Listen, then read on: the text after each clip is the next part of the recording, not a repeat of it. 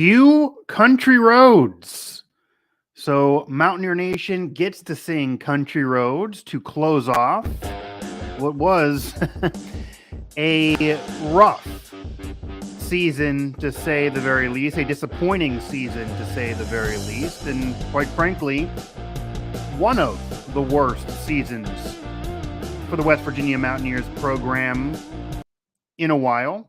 The third losing season for Neil Brown in his 4 years. But nonetheless, the Mountaineers do get to sing Country Roads on this final day as West Virginia beats Oklahoma State 24-19. They actually finish off a season in which they beat Oklahoma and Oklahoma State for the first time in program history in the same year. Also, of course, retaining the Black Diamond Trophy. This one in Blacksburg, last year in Morgantown over Virginia Tech, and then also beating Baylor. So who would have thought?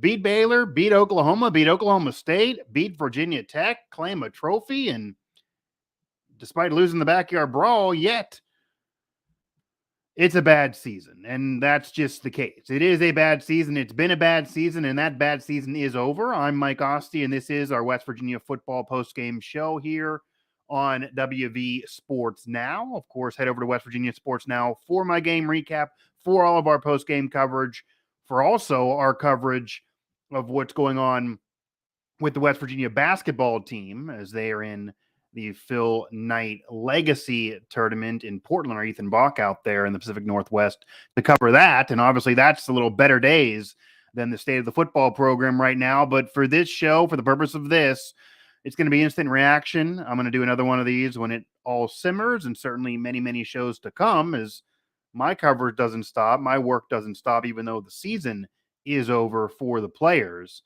But wanting to give a post-game show since, of course, I am home, did not travel to that one, and the Mountaineers do win. So if any of you are with me, feel free to chat along. Feel free to chime in.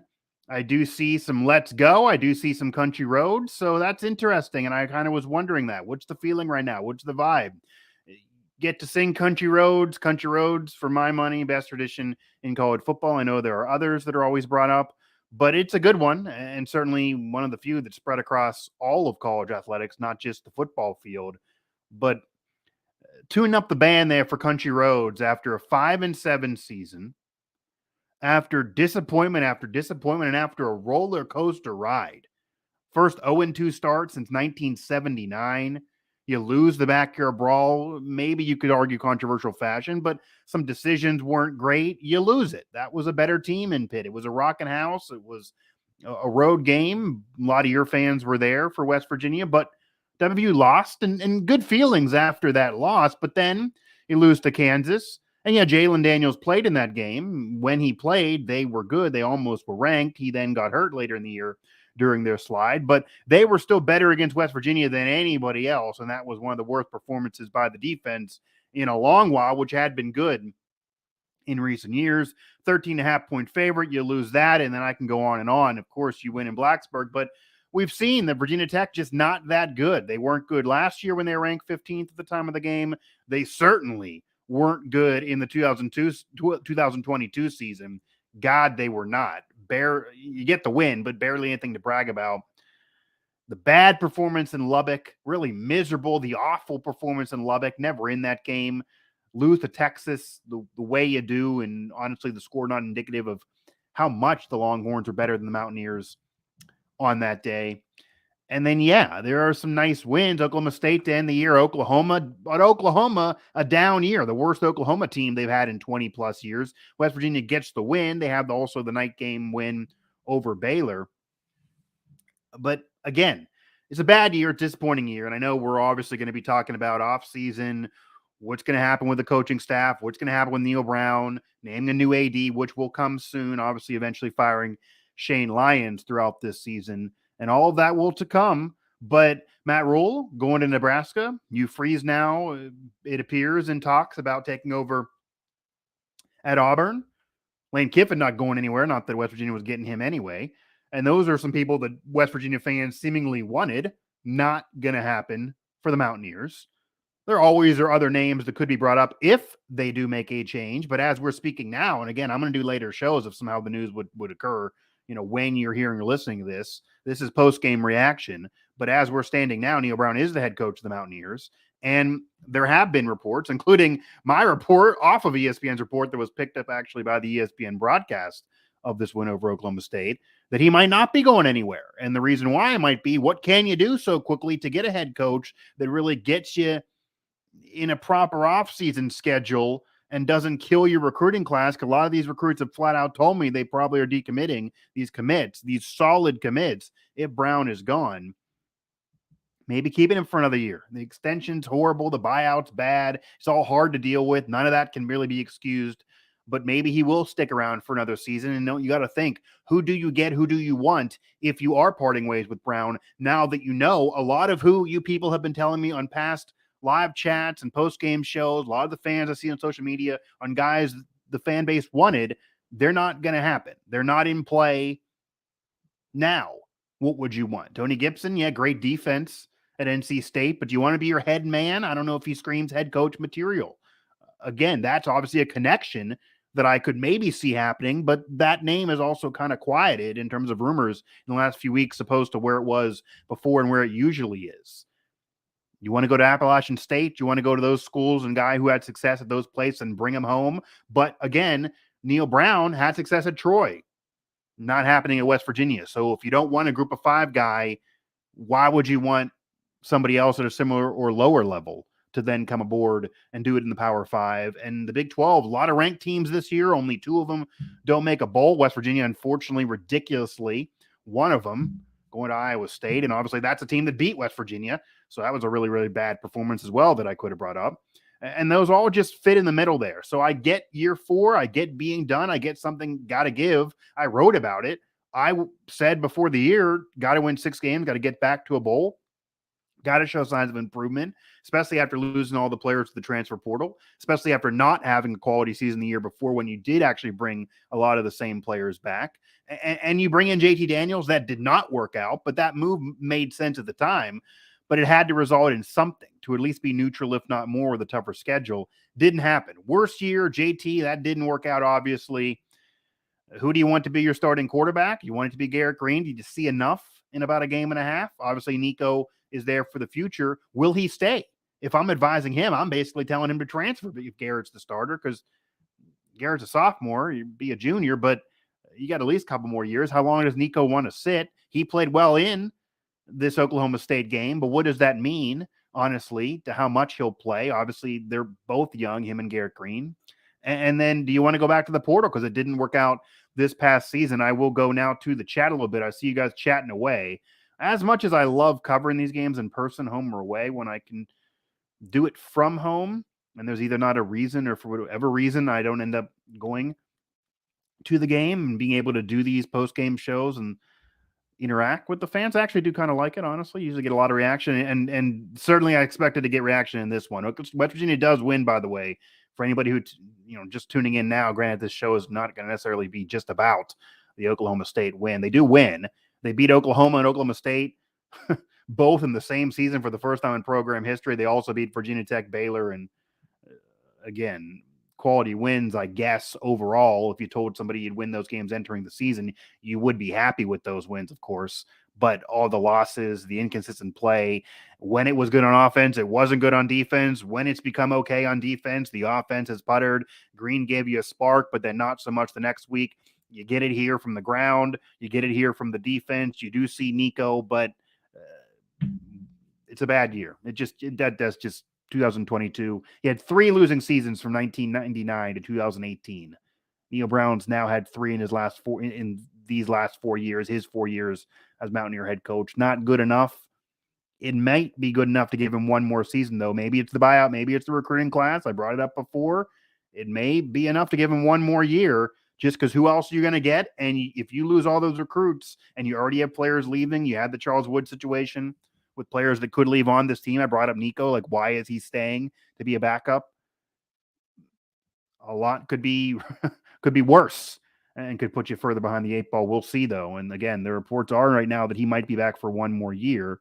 But If not, who do you really want? And what do you do at QB? Those, I think, are the 2 pointed questions I do want to hear your thoughts on here on this show. But again, I'll do many others. I just want to get some instant reaction. So regardless, today was for the players and fans. We'll see what happens with Brown. We don't want Neo Brown, period, from somebody else. Of course, I get it. The fans don't want Neo Brown. They're tired of it. 4 years, 3 losing seasons in 4 years, 3 in the previous 20. I hear it. I know. But again, you thought the program was going up when they won a bowl game a couple years in. You gave them mulligan for the first year because the cupboard was bare. I get that. Then you dip back last year, and I mean 2021, and that was a 6-7 season losing the bowl game. But you do get to a bowl game, and it felt worse though. It felt like a 3-win season because the team wasn't fun or entertaining to watch. At least they were a little bit this year. JT won't be back. Yeah, no, I don't. There's almost no reason why he would be back if he cares about himself at all. The weirdest thing is he can play another year of college football. He has another year of eligibility. He's already now been at 3 different schools in his career after being a top flight recruit coming out of high school. Obviously, injuries derailed him at USC when he actually was having success and they were contending for the Pac-12. Georgia won games, loses his job. They win the freaking national championship. Obviously, that wasn't going to continue there. Goes to West Virginia. It's been a miserable season. He loses his job to an incumbent who's younger than him and way less experience than Garrett Green. And then you don't even see JT in this final game, although that's probably the right call. What are you playing him for? It is about Nico and Green if you're looking at the future in terms of youth. But he's not going pro. His draft stock was not increased. Obviously, coming to West Virginia, I'm sure he wasn't born a West Virginia fan. He thought he would connect with Graham again. He thought their connection from USC, when he was mostly the backup under Graham there under Keaton Slovis, oddly, would then allow him to have success from what he already knew under Graham Harrell. It just didn't work out at all. And he played well earlier in the season, but they didn't win. And then he made some mistakes and he stopped playing well real quick. Again, that night in Lubbock was all kinds of bad. Worst game for him and maybe his football life. And I'd imagine he's not just going to go quit, although he is really, really smart and certainly could be a coach someday. That's just as media talking to him, really smart. I think he could be a coach someday. But as far as him playing, there's no reason to come back to West Virginia unless he wants to hold a clipboard or be a coach in Morgantown. And then he's not going to be able to go pro unless he wants to turn, just doesn't want to have a 4th college program. And then, wants to try USFL or XFL. There's other opportunities now to make money playing ball, and maybe that'll get you the NFL. I could actually, honestly, if I'm advising him and the NFL wouldn't be a place for him right now, I don't see that happening, even as an unsigned free agent, although maybe. But I would maybe say, okay, go get an XFL or USFL contract. Granted, it would be the next spring, make some money, and then see what that does, although that would delay his progression. But you can't do that and play college ball, and I don't know. Although I guess he could play college ball and then do that because of when that schedule is. But again, 4 college programs for him in 6 years. That would be rough, but there's no reason for him to come back. So no.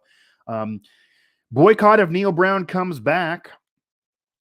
Neo Brown will be back based on these last 3 games. So that's interesting. Down goes OK State, Clemson, the Buckeyes. Great day so far. I don't know if you're including those as major upsets. Obviously, Ohio State losing to Michigan is a major big deal and pretty much gets Michigan in a playoff spot, takes Ohio State probably out of it, but who knows? Their schedule maybe would allow them to get still in with 1 loss, depending on how things shake out. Clemson going to have some troubles, obviously, and they already had a loss, but still winning the ACC for what it'll be, likely. They'll be in the ACC title game. And then OK State, not that much. OK State's not the same in that vein, though, as far as an upset. I do want everyone to understand West Virginia gets the win. They do play solid. That's what I put in the headline. They play solid. Obviously, a lot on the ground and by the defense. Dante Still's fumble recovery at the end. Cool for him.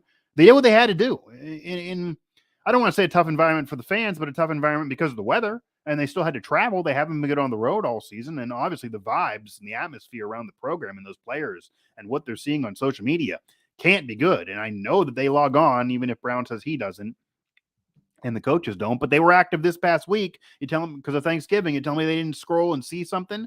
So, they get a win. Give credit to the Mountaineers for getting a win and playing hard at the end when they didn't have much to play for. But Oklahoma State was a banged up team that was no longer ranked, that now has lost a bunch this year, certainly in recent weeks. They started off real strong, I believe, 5-0, and they were ranked in the top 10 at one point this year, but they have certainly dipped out. So, you know, they beat Baylor. Baylor lost to the Mountaineers. It's not too surprising, even though obviously they were a heavy favorite over a touchdown at one point, a 9-point favorite over West Virginia. But the Mountaineers have been awful. But these last few games, comments interesting. So the last few games, you have the spark to beat Oklahoma.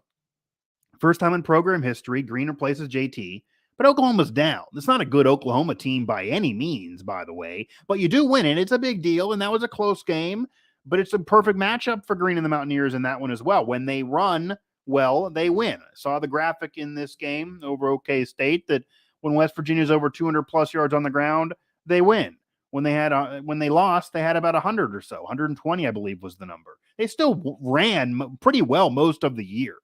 That was something that was answered, and they did effectively this year that I think a lot of people thought entering the season would be what would hold this offense back. To be fair, the running game was fine, and that's whether it's Mathis, C.J. Donaldson emerging. We'll see about his future.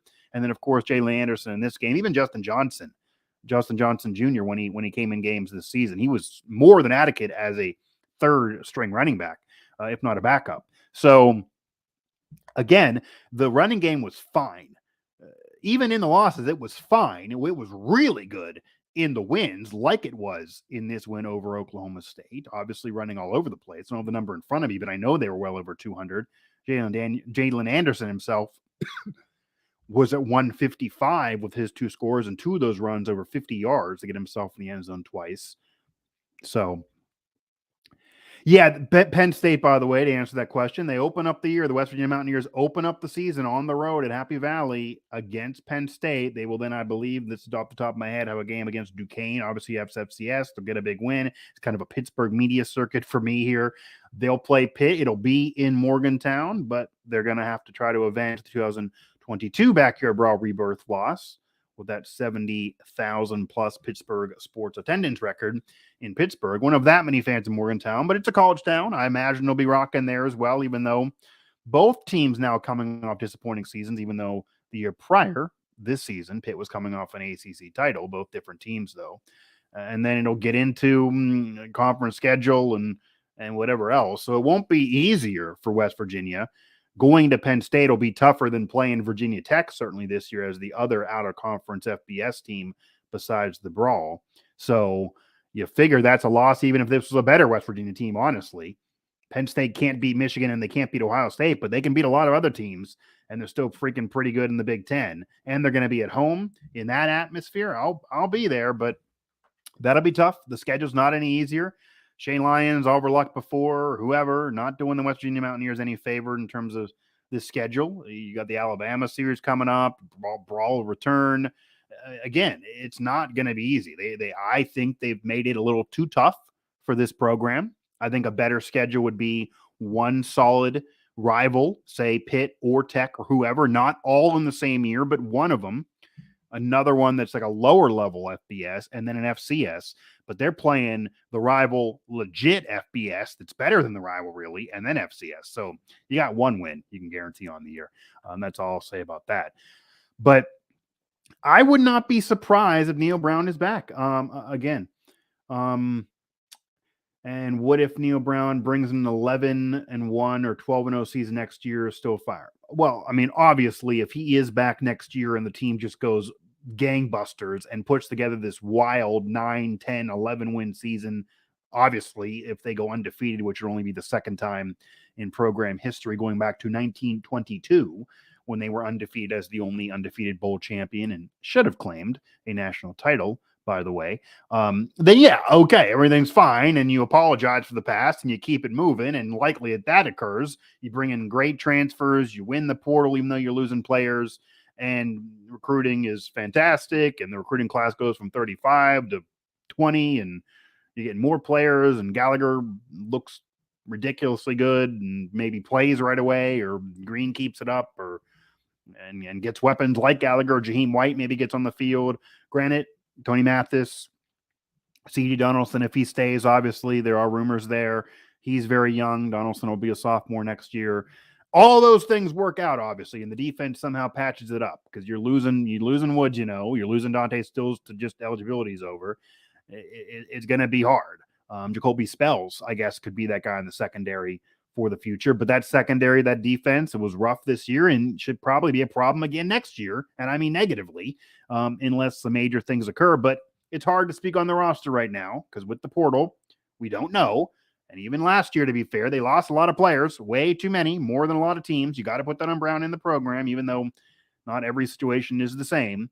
But they also did gain, and those gains didn't work out. But who knows what will occur in the portal this season. What I do want to ask you guys that are still there, because we can talk on Brown all day, and I got the reports that he's going to be back. I personally, I can give my opinion on these shows. Certainly, I would cut bait.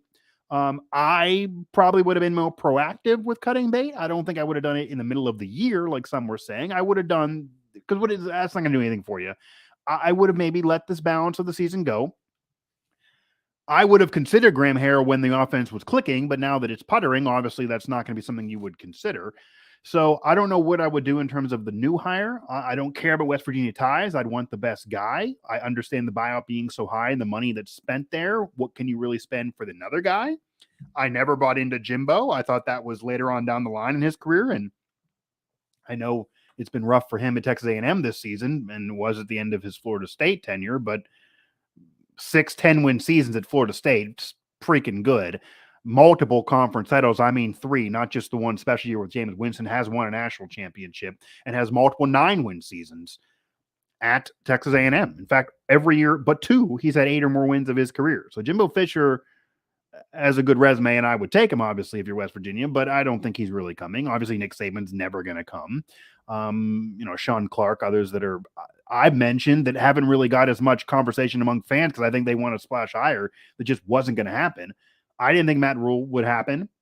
He's always turned programs around and won, although maybe left before Baylor could really, really get a lead. Obviously, the conference title last year, he wasn't there. But he built all that up. He would have been great. I think Hugh Freeze would have been a good hire. Obviously, he's had a proven track record. Granted, it'd be controversial, and he did it in the SEC at non, I guess, elite programs, even though he was still getting wins over them at the time. But that just probably wasn't going to happen either. So in terms of what would happen, I don't know. I would think, though, year 4, 3 losing seasons in 4 years, only 1 bowl win, I would cut bait. And I've talked about this before. You got to have reasonable expectations. It's not like you've got to expect a natty at West Virginia, but I think you can expect more than 1 bowl win in 4 years. I think you can expect, 3 bowl appearances in a 4 or 5 year period, because next year is looking rough with that schedule to even get in there. I think you can expect more than 3 losing seasons in 4 years. I think the fact that even if you maybe only have 2 bowls in 4 years, okay, but not losing seasons. So it's not like you got in that bowl when you won the Liberty Bowl and just were gangbusters with 10 wins. It was a weird year because of COVID. So your win total still wasn't that fantastic. And he didn't play Oklahoma, or else that would have been another loss because they were still really, really good that year. And then 6 and 7, the other bowl appearance in the Guaranteed Rate Bowl, and you get blasted. You never really were in that game. Okay, Tom Herman, that's something. I don't know, though, because he certainly lost favor where he just was. And Sarkisian has shown times to turn it around at Texas, and maybe they're back, but also they've dipped, and that was kind of, I guess, Herman's players, and they didn't love him there. But there were wins. There were more than what you expect at West Virginia, even though obviously the expectations at Austin are way higher, even though they haven't been back in about a decade plus. But would that be sexy to West Virginia fans? I don't know. But yeah, obviously, I mean, if it's friggin' ridiculous next year, then yeah.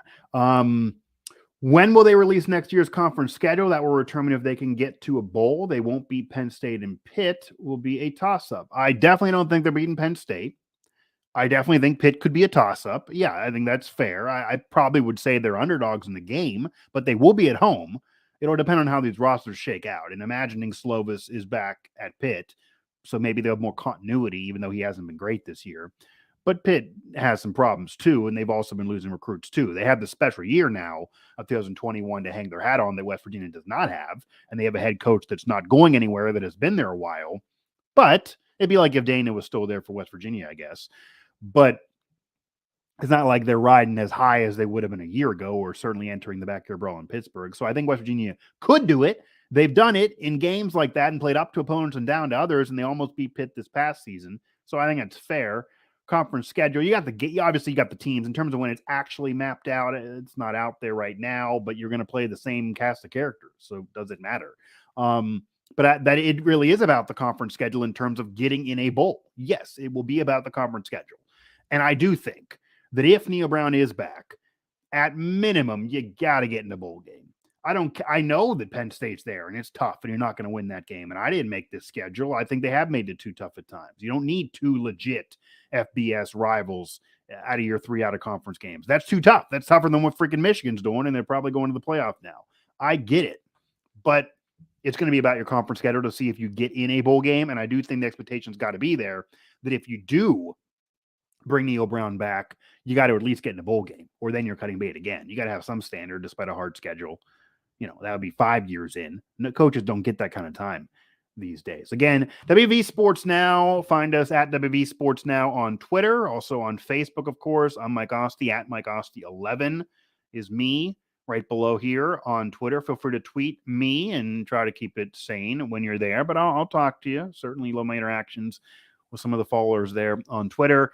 Find the game recap, find all of our coverage, of course, coverage as well as what Bob Huggins' team is doing out there in Portland with Ethan and the rest of West Virginia athletics, because it's been better across the board otherwise. Women's basketball program's looking okay, a new era under Don P. Obviously, Big 12 title and an NCAA appearance despite losing early. For the women's soccer team, men's soccer team, competitive. Baseball team building something up again. We'll see. AK, Cy Young candidate as a pro, Geno Smith, have an MVP type Pro Bowl season, giving you reason to be happy about the pros that are former Mountaineers. A lot of things are good about the athletic program. Granted, not as great as it was prior to Shane Lyons, but when the football program's this down, the basketball program men's wise has been down the last few years, despite now looking good this year. And maybe going to the portal and switching things up will actually help Bob Huggins this season. Granted, they have now lost, but that's where the money is. And with conference realignment and chaos, you got to have that sound. So,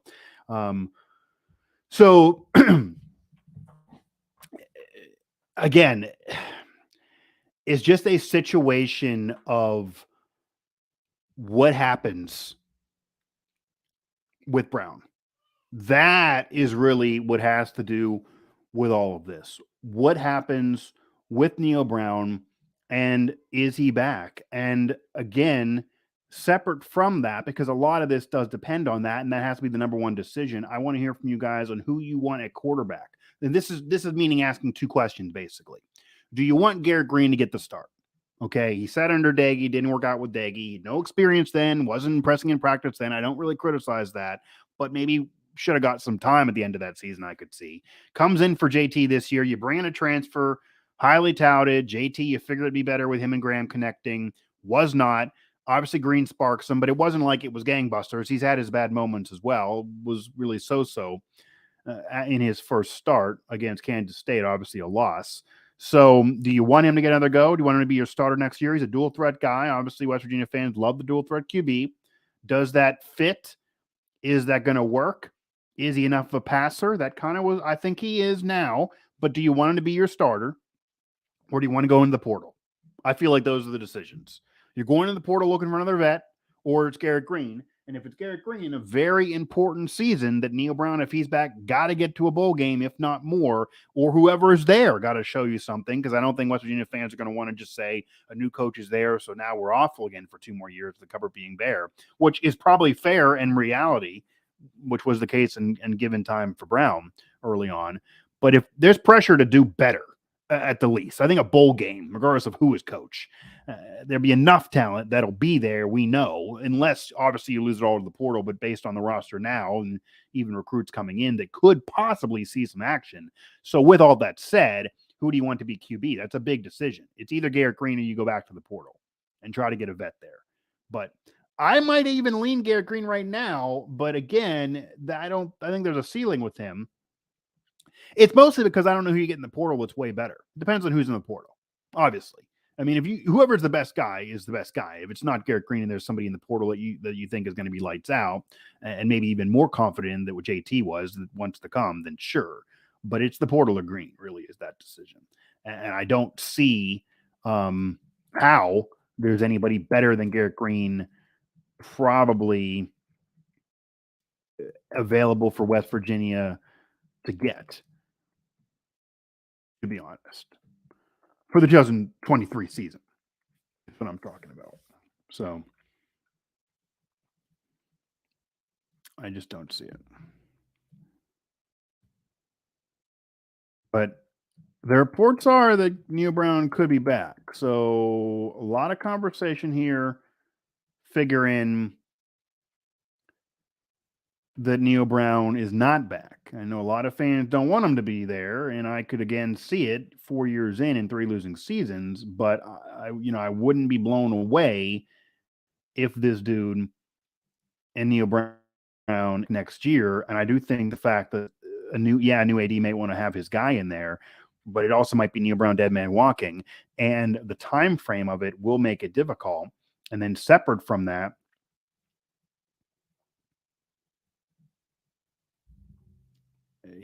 what will you see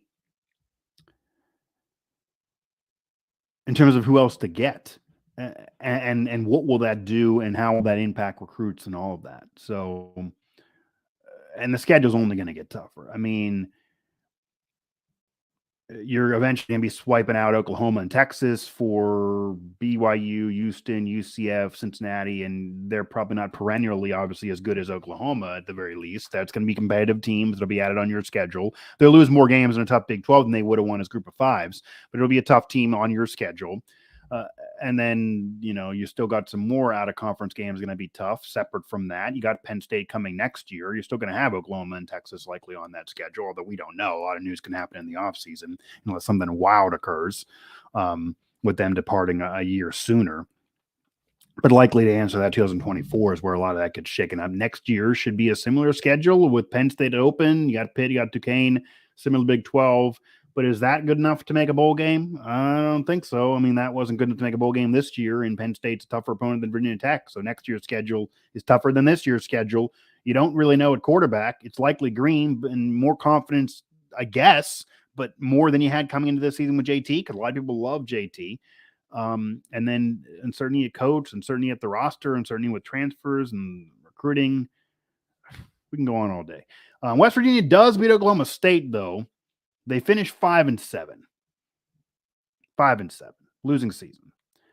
Again, I'm not surprised necessarily because I predicted 6 wins. I'll be fair. I predicted 6 wins. I thought they would crawl into another mediocre bowl game and probably lose it, finish 6-7. I thought it maybe could be a losing season, but I thought 6. I was probably being kind. I wouldn't be shocked if it was 5, and it ends up being 5.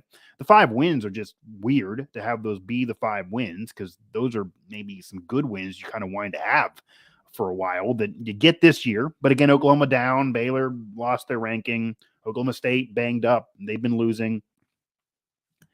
It's not what it would have been a few years ago with some of these programs. But you didn't beat, if you beat TCU, it would have been ridiculous, but it doesn't happen. That would have ruined a special year for them.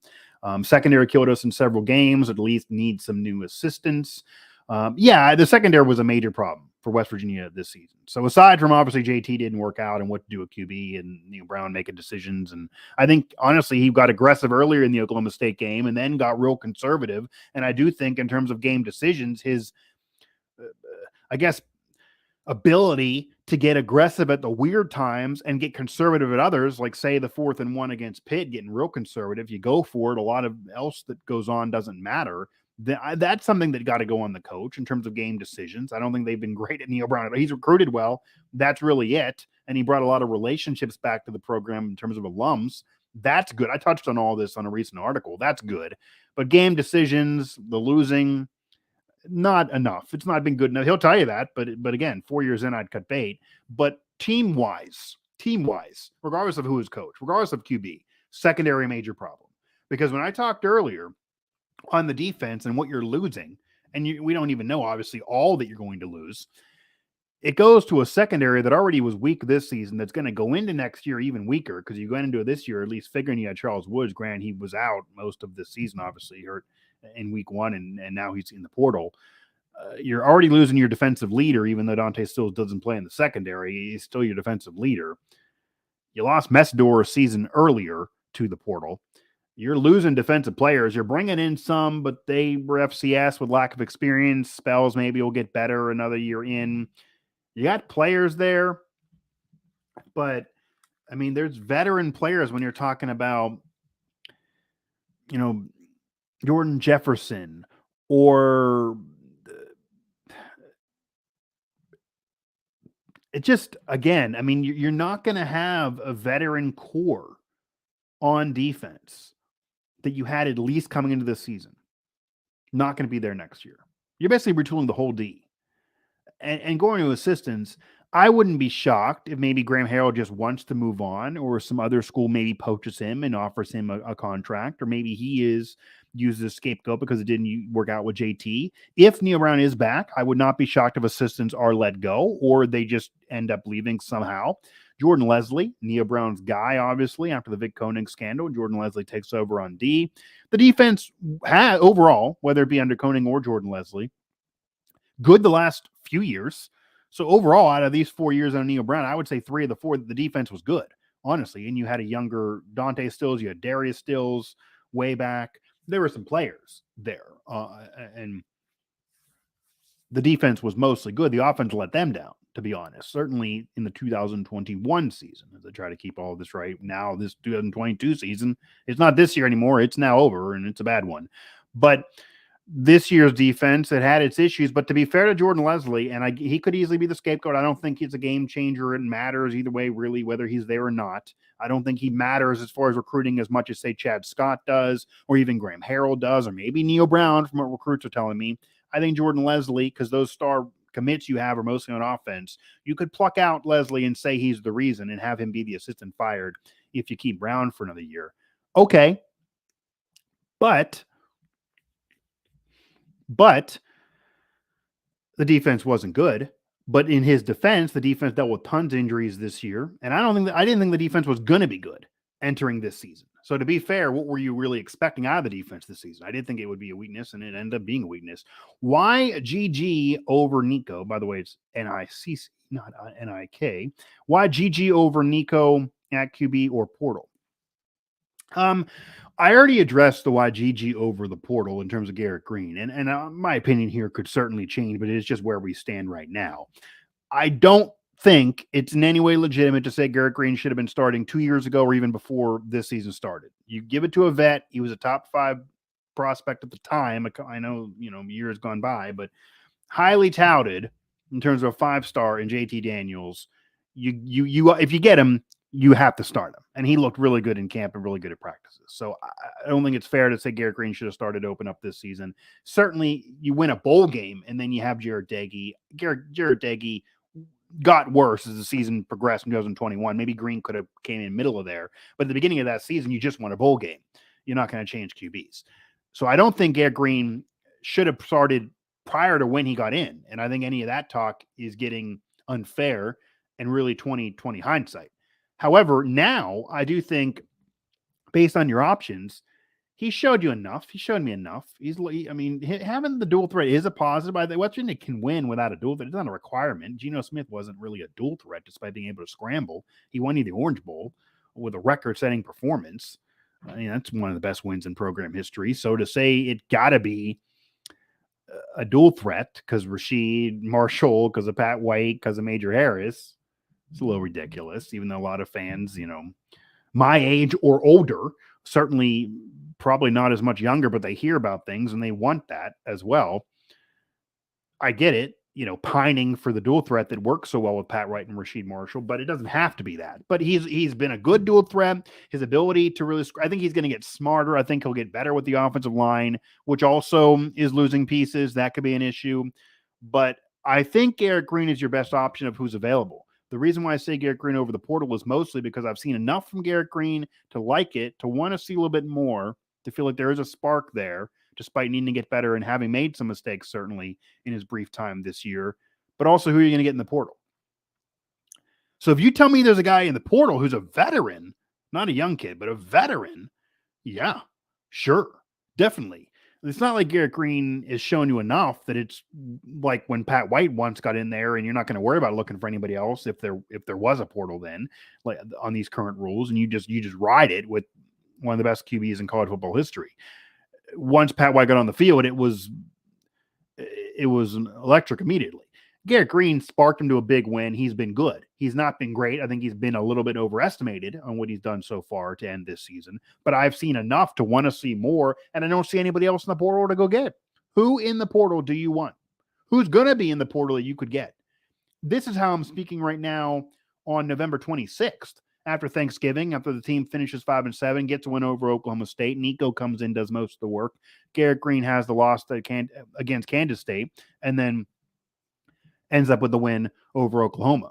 So I'm not against having Garrett Green start next year. It obviously also depends on who is the head coach. Certainly, if you bring Brown back, I wouldn't be against Garrett Green starting with Neil Brown next year. Mostly because I think it's the best option in terms of QB. Who else are you going to get in the portal?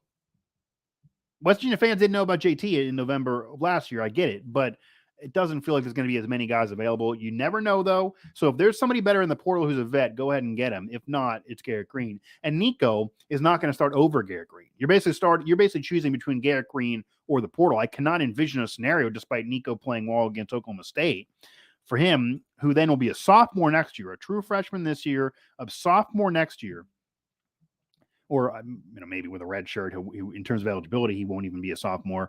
But with that little experience, it's the same thing as why Green didn't start this year. With that little experience, you want to put him in as a starter in a very important season off a few passes against FBS competition over Garrett Green, who's actually won you a game and has now played more and shown you more. That doesn't seem to make sense to me. He's also young. He also has a couple years of eligibility. It's not like only one more year. Okay, a sophomore this season was Garrett Green. So I cannot envision a scenario unless Nico really holds him up and says that unless I'm the starter, I'm transferring and the program really loves him that much. I don't think they would do that to Garrett Green. I don't think they love him that much. And I would get if he wanted to transfer, because why do you want to sit behind Garrett Green? But I don't think the plan was ever for Nico to start next year, maybe the year after. Granted, the plan was for JT to be better this season. But the way Garrett Green has played, I don't see how you would start Nico over Garrett Green. We'll see practice. Obviously, if Neil Brown is back or if he's not, it's all up in the air because the coach got to see these guys for himself. If he is back, he didn't want to name his starter until almost kickoff of this past season opener. I cannot imagine he's going to do that and he's going to have a competition. It'll be Nico versus Green. I would think Green will get the bump just like the veteran always does, whether he admits it or not. And I would think if the roster stays the way it is now, assuming JT will transfer or leave, and you don't bring in a veteran transfer addition like you did with JT this past offseason, I would assume for 2023 it's a competition in camp between Green and Nico, and Green will end up being the starter. That's what I'll assume will happen. That's what I figure will happen. That's probably what I would do. Again, unless you find somebody in the portal that can really do it for you. Seems like the chat has waned a little bit here, so I might get close to closing this out. Did want to do one of these just off an instant reaction again. The program has seen better days.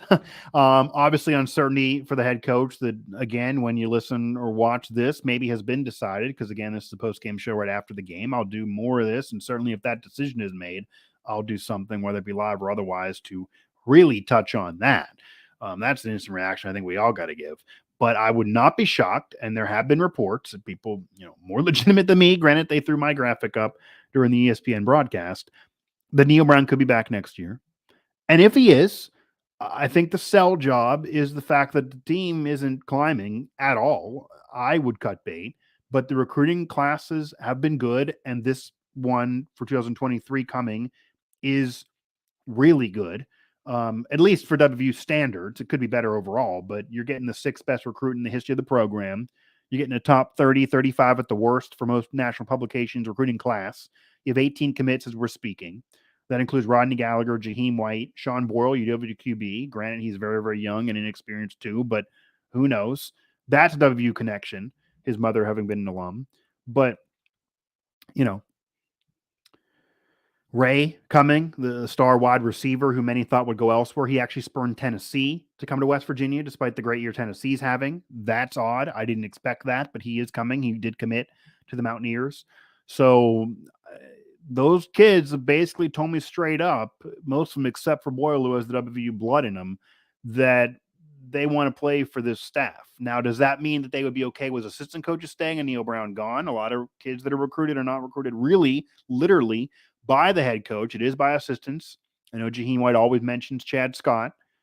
Do you keep Chad Scott? It's an ancillary move. Is that really a problem to just keep Chad Scott for the running backs? The running game worked.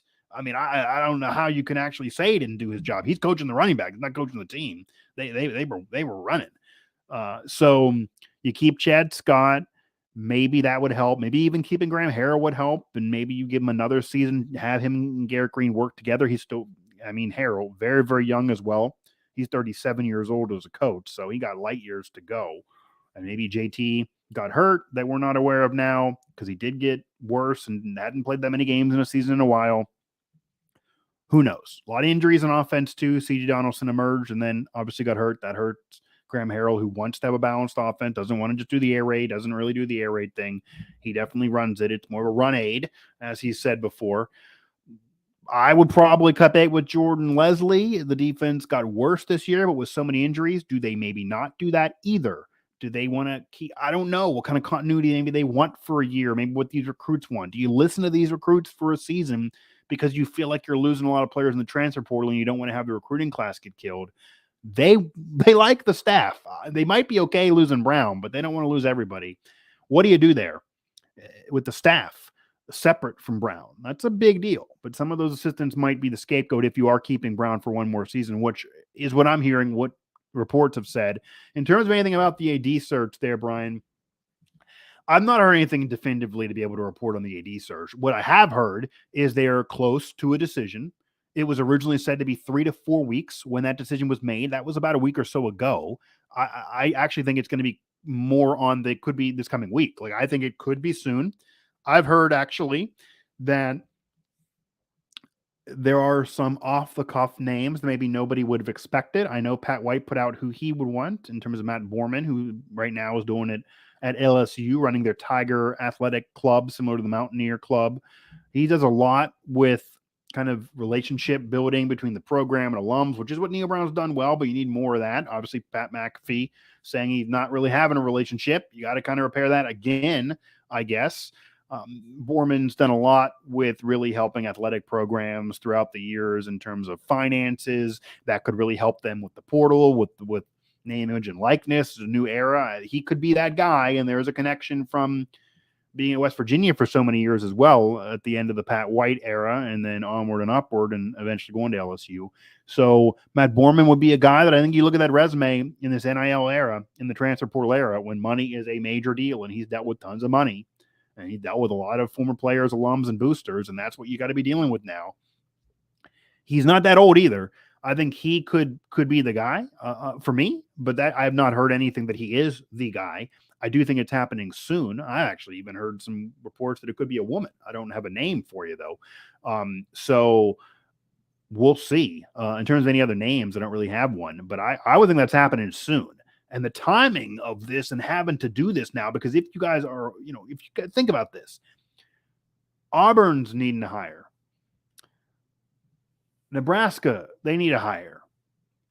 A lot of these teams, these programs, once proud, looking to change it, looking to get back to glory. They need a new hire as a head coach. Now, Auburn, you freeze, Matt Rule, Nebraska, seems like they made those decisions. And there's a lot of others that I could point to as well. They're not also looking for an AD all the time.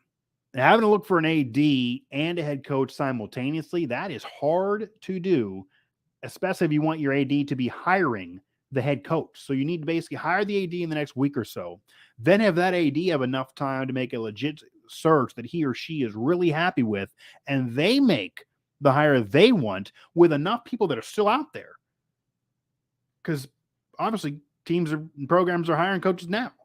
That's why Brown might be back. You bring in an AD, but doing both searches simultaneously and giving that AD time to actually hire his or her person, that's hard.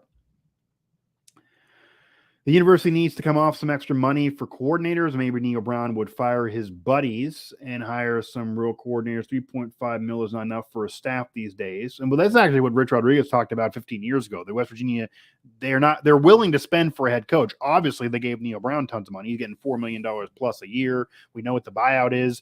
a new head coach is gonna say that contract, if not more. West Virginia is willing to spend on a head coach deal, but they've always been a little tighter with the assistants. Now, Graham Harrell's getting some cash, and he had a name, but they're always a little tighter with the assistants. They've always been that way. Maybe they do need to spend more.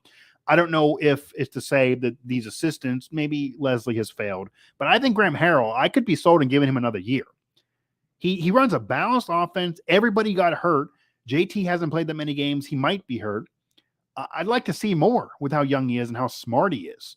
So to say Graham Harrell's failed in one season with all these injuries, I don't think that's fair. They're certainly not running an air raid if you don't like the air raid. They are balanced when they win. He just also has dealt with tons of injuries this year. I hate to say this, but at this point, maybe it's better to fire Brown early next season like Nebraska did in season. It worked for Nebraska. Well, number one, Nebraska has a rough go to get themselves back to glory, and they fired one of their own in Scott Frost. So the whole West Virginia connection, that didn't work out at Nebraska in terms of one of their guys in the good old boy network.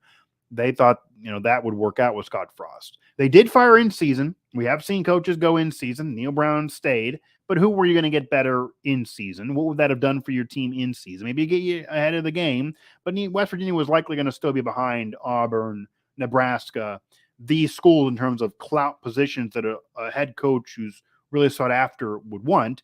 And West Virginia is the 15th winningest program ever. There's history there. It's an attractive job. You get $4 million to coach the 15th winningest program in history at a Big 12 that actually you could maybe build up and become one of the better programs in. You would certainly be one of the more historic programs in. And you have a region recruiting base that's solid. Facilities are improved. They're looking really solid and modernized compared to others. So West Virginia's job is not a bad one. It's not a horrible job. There's attractiveness, and this is with no bias, being head coach of the West Virginia Mountaineers, certainly football. But with that said, and understanding it's really, really hard at Nebraska because you're not going to get kids really attracted to the portal necessarily coming to you. It's not like going to Los Angeles or Miami. This will hurt West Virginia too. And it's harder to make yourself what you were in terms of 5 national championships that all are legit. None of them are fake claimed. The whole Osborne era, that's not even that far. It's back to the 90s. But in the 2000s and plus, it's been rough for Nebraska. It's hard to get kids to want to stay there. You really got to develop them. And I think in this era, it's not a flashy place for any of those kids to want to be, nor really would West Virginia. But I think it's actually arguably flashier because you're at least close to Pittsburgh and bigger cities than freaking Nebraska and Lincoln, Nebraska. I mean, there's nothing going on there. And there's more space of nothing going on than in Morgantown, where at least you got 79 to get in and out. So difficult to win there. It really, really is. It's complications. It's not going to be easy, even for Matt Rule, who always builds things up and likes to develop guys. So, but the difference is it's still Nebraska. West Virginia is the 15th winningest program in history. It's a good job. They're going to spend money. It's 15th winningest program. Nebraska's Nebraska. It's going to be really hard to get them back, but they're also a darling special program that has a lot of history that's way better than West Virginia's history. That if you're going to pick between these two and one's giving you even more money, if not equal, you're going to still lean Nebraska, even though it's going to be hard to turn both around. So Nebraska still has that cachet. That brought Matt Rule in, and they got a good hire. But I don't know if they're going to fire Neil Brown mid-season next year. It might, if they get a really, really bad loss, like if they lose to Penn State week 1 when Penn State's entering the season after a top 10 finish and beating everybody but Ohio State and Michigan that are vying for the playoff in the final week, then no, I can't see them firing him right away. If you get into the season and Neil Brown is 1-5 and you're starting to lose conference games, maybe I know fans would call for it, and it would be a really bad year again that would lead to something of him eventually being fired, obviously. I think you got to get to a bowl game next year if you do bring him back, or he is gone. No matter what, no matter who you can hire, you got to set a standard. But mid-season would have to be really, really bad. That's just not what West Virginia wants to do, and it doesn't improve that year anyway. What is it really going to do for you that year anyway? It's not like the NFL where you have so many games, and we've seen turnarounds. I mean, you got 12 games. You're middle of the season. You're already way out of it. It's not like you're going to dig yourself into some type of change. There's only 4 playoff spots, even when there's 12. You're enough behind the 8 ball with several losses. You're already kind of out of things, probably even for conference play.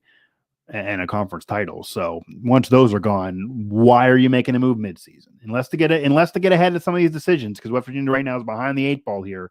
But if Neil Brown is back next year, and I think he definitely could be, I wouldn't be shocked if he is not there the entire season and then fired after the end of next season, if I had to predict. I wouldn't think a midseason thing is happening at West Virginia unless they really, really, really think that's the right call. And there's maybe somebody on the staff that could really do it. But I don't even know if that existed this year. Like, what would have happened there? I know a lot of names people are throwing out there. I don't know if that would have made sense mid-season to really change things for this year, and they wouldn't have been long-term guys, certainly. So anything else here as I do end this post-game show, get close to the ending of this post-game show? Wanted to give an instant reaction. I'm glad I got some chat action here. Obviously, the decision on Neil Brown is paramount. Then we'll see a decision on the roster, players deciding to stay or go. The portal's there. The better players are going to have options, as Neil Brown said. Then we'll see recruits. And if commits choose to decommit, Gallagher is visiting Penn State. He's locked in. Everyone says he's locked in, but you never know. These guys actually do like Neil Brown. If you do fire Brown, do they say I'm there for the coach, I'm not there for the program, going somewhere else? Do you have a mass exodus? The only real star player that I really, two. Sean Boyle's one because of the connection personally, but I don't think Jaheim White's going anywhere as long as Chad Scott's there, more so than Brown. He really, really, really keeps saying he's locked in, but he also mentions the staff too. So again, do you keep Chad Scott or somebody on the staff if you are firing Brown to appease these recruits? Do they stay for the assistant more so than the head coach, which is very reasonable? The assistants are doing a lot of the recruiting work and talking to them every day. They're the ones on the phone with them when they do get the offer. Does West Virginia lose players to the portal and have a mass exodus again? Do they get anybody from the portal to add? Can they find a quarterback who's a vet like JT Daniels, who actually plays better and has a more successful year as a Mountaineer, like a Will Grier situation? Or do they just ride it out with Garrett Green and then he beats out Nico probably? But then what happens with Nico? Does he choose to stick around or transfer? Do you add enough on defense to be competitive next year, regardless of anything else? Because they got to go to the portal and help the secondary again and help the defense again. You got it at running back, but do you keep C.J. Donaldson there? Does he stay or does he go as well? What happens with receivers? You got a lot of vet receivers that all actually could have come back for another year. Sam James even could have another year coming back despite being recruited by Dana. He's been there so long. You got a lot of legit talent in terms of recruits coming in. Do you actually want these vets to be there for 6-7 years because of COVID, or do you want to move on into the youth and see what they can do? Maybe they're more athletic now, even though Sam James is certainly a good player. And then what freaking happens again with Neil Brown, and how does that domino affect everything? All those questions will be answered very, very soon. The AD is that next domino to fall, by the way. That absolutely is the next domino to fall. That should happen very soon. But the timing of all of this may have Brown back one more year. And again, I understand cutting bait after 4 years, but maybe that could make sense if there's nobody else legit that's really that much better for you to go hire, since again, Matt Rule, Hugh Freeze, etc. are now out of play. So what happens? I appreciate the awesome show comment there from John. I appreciate the thanks, Mike. Great takes. Enjoyed the show. I have to run. I'm going to run as well, Joey. I appreciate that comment as well. So feel free to jump in when I do more of these. The season's over, but my work is not done. At WV Sports Now on Twitter, WVSportsNow.com for all of our coverage of Mountaineer athletics, not just the football program, but of course, it's all about the football program, really, and certainly recruiting and the portal and visits and more players that commit, and maybe some will decommit and some players will leave, and who do you add, and all of that, and decisions, AD, head coach, QB for the future. All of that will happen. We will have it at WV Sports Now. And in the meantime, we're also going to be covering the basketball program and some of these pros. Joe Mazzulla as well, Gino, Bruce Irvin, AK, when you get back to baseball season. A lot of former Mountaineers in the pros doing well, and you guys love reading about that, so we're going to cover that as well, and maybe try to get to a game in person to cover some NBA, thanks to Joe Mazzulla, now head coach of the Celtics. So all of that and then some again at WV Sports Now. The Mountaineers do end their miserable 2022 season, no other way to put it. Not a good year, despite a good win at the end, and some good wins in the middle, With a victory, West Virginia picks up a victory over Oklahoma State on the road. First time in program history, West Virginia beats Oklahoma and Oklahoma State both in the same season. Boy, if somebody would have told you that before the year, you would have thought it was a special season. It was special in all the wrong ways for West Virginia in 2022. They beat Baylor. They hang right with TCU. They hang with Pitt in the backcourt brawl despite losing. They win in Blacksburg, retain the Black Diamond Trophy. They're going to keep it a while, and they went on the road there. Beat Oklahoma State, beat Oklahoma. But a bad year overall, and really, really bad nights in Texas and Austin and Lubbock against Texas Tech, against Kansas at home. They're better, but 13.5-point favorite. Shouldn't be losing that way. The defense collapsed. You do lose the brawl. Kansas State, they're really good, but they showed you they're much better than you. Iowa State, it was really, really bad in Ames, and they're not better than you, but they were on that day, and you could do nothing against their defense, despite also them having nothing of an offense and your offense struggling yourself. So there was some good. There was a lot more bad. It got ugly at times too, and the 2022 season goes down as one of the worst for the West Virginia Mountaineers in a while. Ends up being the third losing season for Neil Brown, including the bowl game loss of last season out of 4. Again, the program only had 3 losing seasons from 99 to 2018. They now had 3 out of the last 4 years under Neil Brown. I said he had to be in the hot seat entering this season. It didn't happen. They didn't climb. They weren't even in neutral. They dipped. They declined. I would make a move. I would set the standard. I would set a precedent that this isn't good enough. You don't got to expect a natty every year or even a conference title every year at WVU, but you expect more than this. You do. You expect more than this that has been there. You should expect more than this. It's fair and reasonable to expect more than this. It won't get easier, though, with the schedule and then the conference shakeup and all of what's to come, but you do also need to have your program looking its best and being the most attractive, and being like this, it's just not attractive to anybody, the fans, the media, no one. You have a strong recruiting class coming in, but how many of those will stay commits? What players will you keep that are on the roster? Who do you really want to keep? How do you want the roster to shake out? And then what does the coaching staff look like with a new AD? So this might be the most important West Virginia offseason in a very, very long time, and this could set the tone for the future. So what the West Virginia Mountaineers do this coming offseason on the heels of such a poor, bad regular season that many want to forget, it will set in motion the next decade. We will see.